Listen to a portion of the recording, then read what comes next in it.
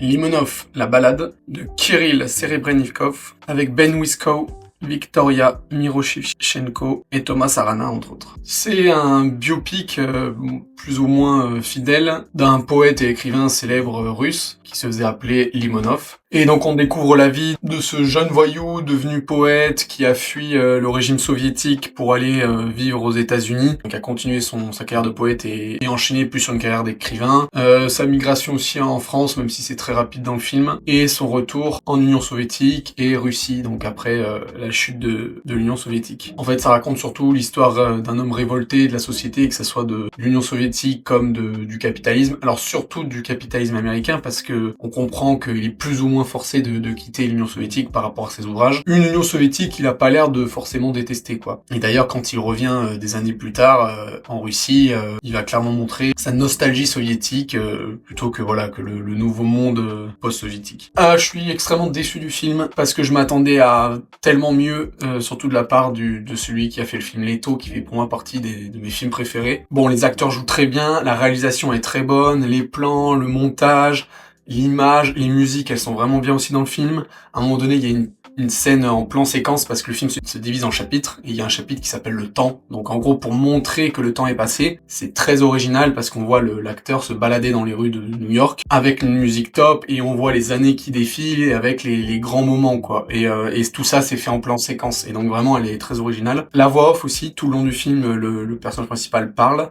Et ce qui est dit dedans, je trouve que c'est intéressant, il y a des bonnes phrases. Donc voilà, tout ça fait que c'est bien fait, mais c'est le film en soi en fait. Le film en soi m'a trop ennuyé. Il dure 2h13 et je l'ai vraiment senti passer. J'ai regardé l'heure au bout d'une heure. Je me suis dit, ah non, j'ai même pas fait la moitié du film. Voilà, l'histoire ne m'a pas du tout intéressé. Le mec est très antipathique, on s'en fout de ce qui lui arrive, il peut lui arriver des crasses parce que vraiment c'est un sale type. À part ses idées de voix off et tout ça qui sont intéressantes, sinon vraiment, ce qu'on voit en fait quand le personnage il est dans la scène, je trouve pas ça intéressant. Ces histoires d'amour avec la femme et tout. Y a rien qui m'intéresse dans le film, donc je me suis clairement fait chier. Et c'est dommage parce que comme j'ai dit, tout le reste que j'ai dit avant qui est positif est vraiment très bien fait. Et alors il y a un point sur lequel je voudrais revenir, et même ça participe au fait que ça lui baisse la note. Ce film, que j'ai vu en VO, est en anglais. C'est insupportable. Et vraiment, je déteste ça. Je suis désolé, mais c'est de la grosse merde. Si vous voulez mettre un film en anglais pour que les États-Unis, que ça marche aux États-Unis, que votre film fasse plus d'entrées, mettez des acteurs américains. Ne mettez pas des acteurs russes qui parlent anglais, en fait. Ou alors, autre chose, faites-les parler sans accent. C'est-à-dire, faites-les parler avec un bon anglais. Parce que là, les personnages, alors à part quand ils vont aux États-Unis, qui parlent anglais, ok, mais quand ils sont en Russie et qu'ils parlent entre eux, ils parlent tous anglais. Mais non, et en plus, ils parlent anglais avec un accent russe. Tu peux comprendre à la limite, ok, faites-les parler en anglais parce que les Américains sont trop cons pour lire du sous-titre. Mais le truc, c'est que là, ils ont un accent russe. Le fait d'entendre un accent russe, tu sais que ces mecs-là ne sont pas anglais et qu'ils ne parlent pas anglais, et que donc leur langue maternelle c'est du russe. Mais du coup ça casse tout, parce que ça veut dire que si tu leur mets un accent dans le film, ça veut dire que dans le film, ils sont en train de parler anglais. Donc t'as une bande de Russes qui parlent anglais. C'est comme si moi, qui suis français, je suis avec une bande de potes français, puis on se met à parler anglais.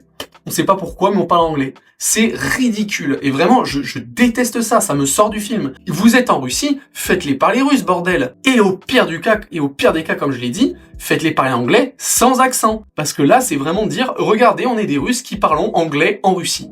Aucune logique. Ça paraît peut-être con pour certains, ou alors voilà, franchement, regardez-le en VF dans ce cas-là, ou qui mettent une version anglaise avec du doublage. Mais vraiment, des films VO comme ça me fait penser au film sur Escobar qu'il y a vu avec Javier Bardem et Penelope Cruz. Je l'ai détesté ce film, rien que pour ça. Les mecs parlaient anglais, et des fois ils avaient des petites phrases en espagnol. Ou des petits mon amour, au revoir, ils disaient des petites phrases en espagnol. Donc ça voulait dire clairement que dans le film, ces Espagnols que sont Escobar et la femme d'Escobar parlent anglais, tu sais pas pourquoi, mais des fois ils lâchent des petits mots espagnols. Vraiment, c'est ridicule. Arrêtez de faire ça dans les films, vraiment, ça nique le film. Pour conclure, le film en soi, il est beau, il est vraiment bien fait, les musiques sont cool comme j'ai dit. Au niveau de la forme, il est impeccable. Mais voilà, faut aimer l'histoire. C'est une histoire vraie, hein. Donc si vous êtes intéressé par l'homme ou ce passage de l'histoire, pourquoi pas. Mais moi je suis désolé, j'ai pas accroché.